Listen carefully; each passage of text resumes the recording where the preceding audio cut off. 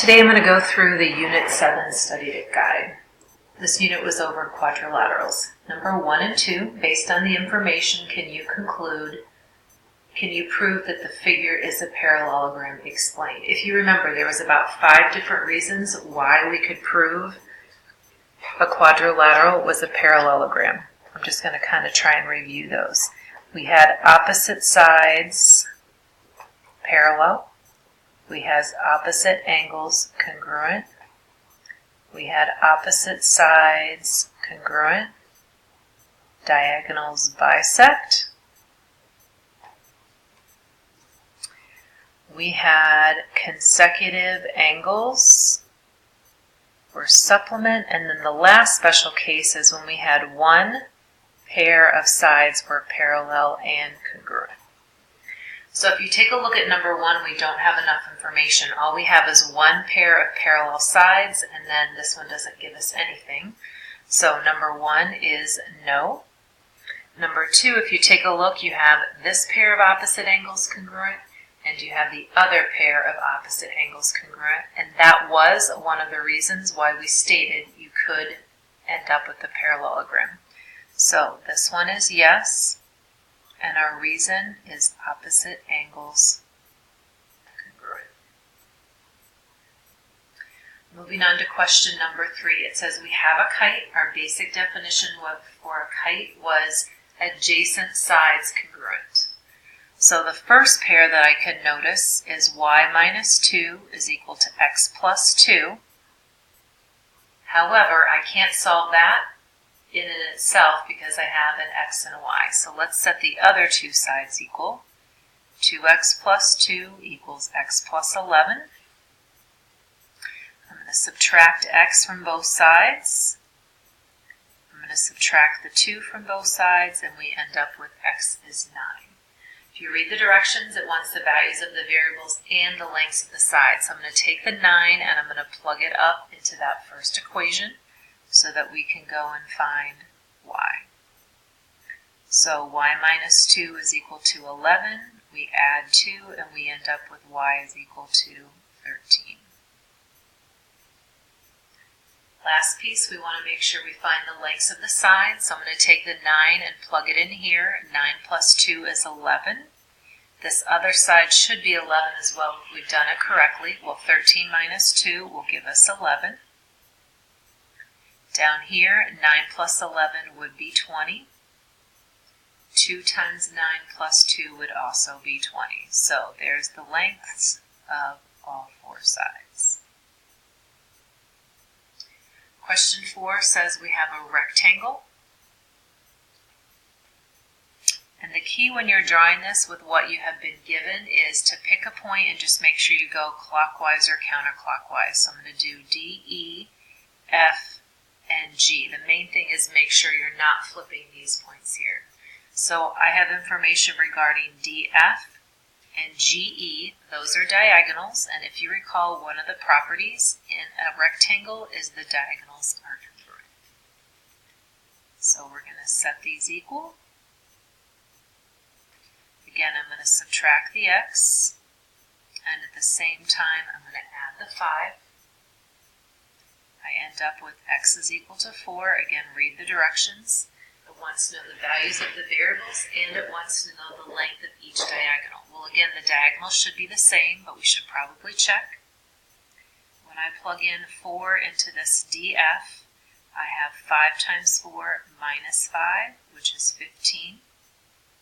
E to G is 4 plus 11, and again, we end up with 15.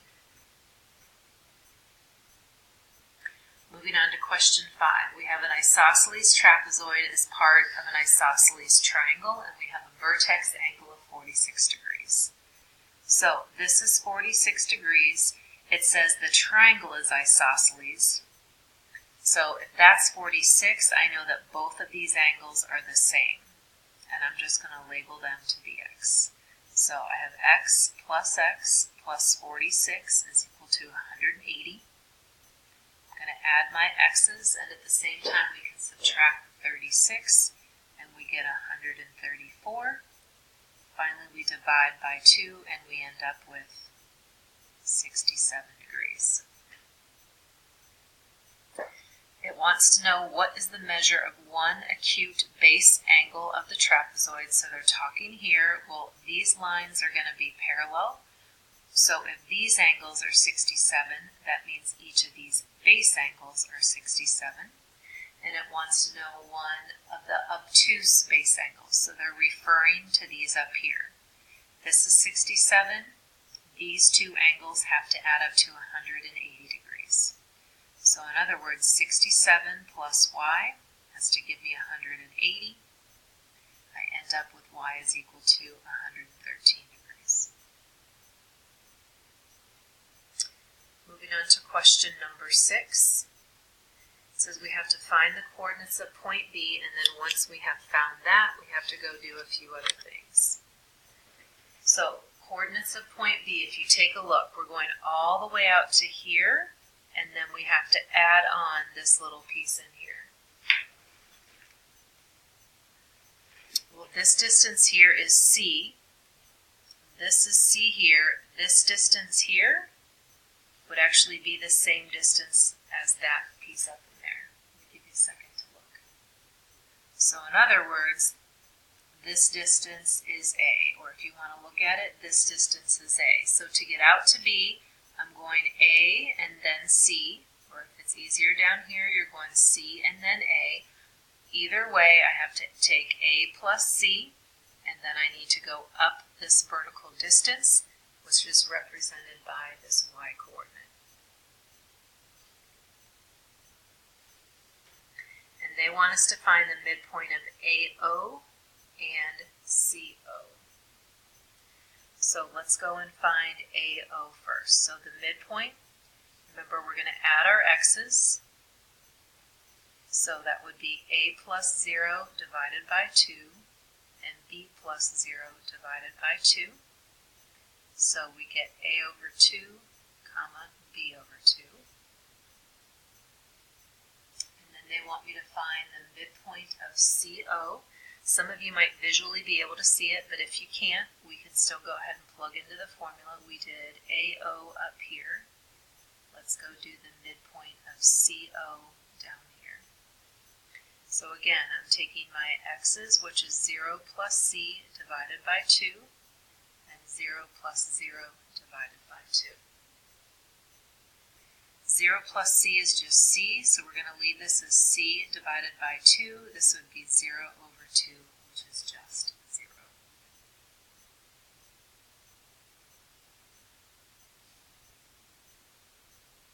Alright, moving on to the next question, number 7. Number 7 says we have a kite. We're looking for the measures of angle 1, 2, and 3. One of the main properties of a kite is the diagonals are perpendicular, so that lets us automatically know the measure of angle 2 is 90 degrees. If this angle is 39, then this angle over here is 39. Remember, the key here is we're looking for the fact that these two triangles are the same.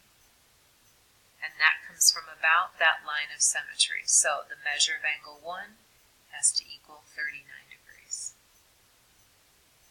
So 39, this is 90, and I have to go find the measure of angle 3. So in other words, I have 90 plus 39 plus the measure of angle 3 is equal to 180 degrees. We're going to combine our like terms, 129 plus the measure of angle 3. Turn around and subtract the 129, and we end up with 51 degrees.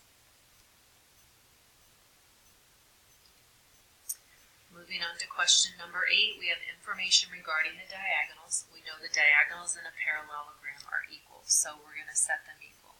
I see 4x minus 2 equal to x plus 28. And at the same time, I see 2x plus 1 equal to 4x minus 7. I'm going to solve this equation first, since that's the one that involves just x's. I'm going to subtract the x from both sides, and at the same time, I'm going to add 2 to both sides. When I solve that, I end up with x is 10. that's important to help me solve here. 2 times 10 would give me 20, so I have 20 plus 1, 4y minus 7. So 21 equals 4y minus 7. Now add the 7, and finally divide by 4, and we get y is equal to 7. And again, this is one that we can go and check. If we take 10 and plug it in, 10 plus 28 is 38 here. If I plug in 10 here, 4 times 10 minus 2, again, is 38. Over here, 2 times 10 plus 1 is a 21. And down here, 4 times 7 is 28, minus 7 is 21. So now I can verify these pieces are congruent as well as the other two. Moving on to question number 9. I want to point out this is a trapezoid, not isosceles, so we don't have a line of symmetry. In other words, these two angles are not the same. I need to focus on these. They are parallel lines. They are inside angles, so they are same side supplementary. So in other words, a plus 36 has to give me 180. And same thing with the other two. B plus 113 has to give me 180.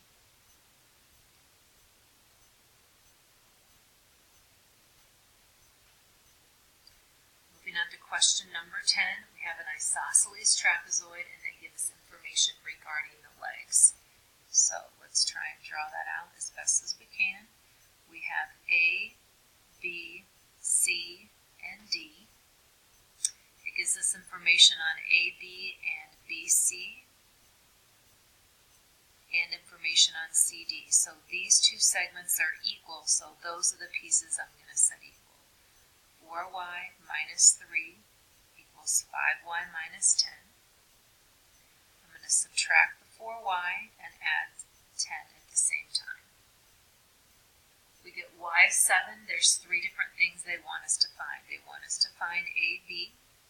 So we're doing 4 times 7 minus 3. 28 minus 3 is 25. Let's go find CD because we should expect the same thing. 5 times 7 minus 10, so 35 minus 10 again is 25. And then finally the length of CB, or BC.